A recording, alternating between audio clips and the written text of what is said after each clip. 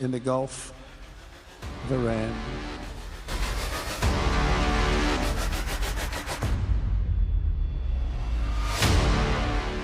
Okay, check this out. I was looking at this old map, centuries old, and boom, right there, Persian Gulf, clear as day. Mm-hmm. And it's not just maps. Even Herodotus, the ancient Greek historian. Yeah, 5th century BCE. Way back. Exactly. He used that exact same name.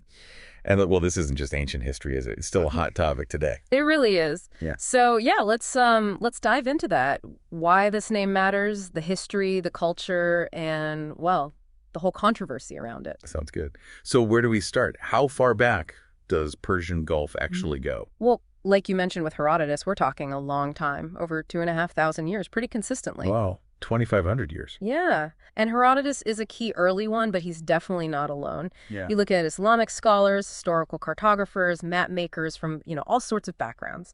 They overwhelmingly used Persian Gulf. It wasn't really questioned for centuries. That consistency, it really tells you something about the deep historical roots. Right. And it makes sense when you think about the region itself. It's not just water. It's like a cradle of civilization, isn't it? Absolutely. Mesopotamia, the early empires. Yeah. And it was this massive trade hub for millennia, connecting east and west. Heavily influenced by Persia, by the Persian empires throughout much of that history. Precisely. Iran's presence and influence there, historically, it's undeniable and very long-standing. And, well, even today, you can't ignore its importance. Oh, definitely not. Geopolitically vital. Oil, gas, shipping lanes. It's crucial. Exactly, which perhaps makes the naming even more charged now. This deep history supports the established name Persian Gulf. But then, around the 1960s, things started to shift a bit, didn't they? The name Arabian Gulf started appearing more. That's right. That's when you see a more concerted effort, particularly from some Arab states and media outlets, to promote Arabian Gulf. And was that purely geographical, or were there other factors? Politics, maybe? Well, you have to look at the context. The mid-20th century, especially the 50s and 60s, saw this rise in Arab nationalism, a period of big political change, new asserting of identities across the Arab world. So promoting an alternative name could definitely be seen as part of that broader push for a distinct regional identity. Interesting. So political tides influencing maps and names. It often happens. But it's really important to note that despite these efforts, the international standard hasn't really changed. How so? What do international bodies say? Well, the United Nations, for example, officially uses Persian Gulf in its documents and directives. Okay, the UN, that's significant. It is. And UNESCO, the cultural organization, also acknowledges Persian Gulf, primarily based on that historical usage we talked about. Right.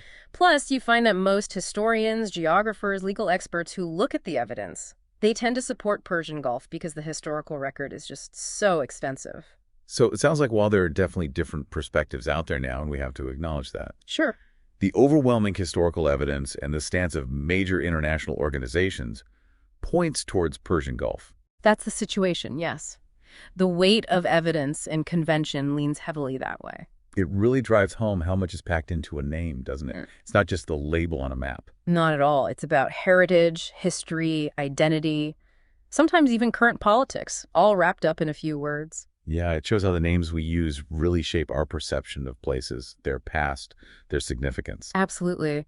And this whole discussion around the Persian Gulf, or Arabian Gulf, depending on who you ask, it just forces you to think, doesn't it, about language and history and how they intersect in these contested parts of the world. Definitely makes you think.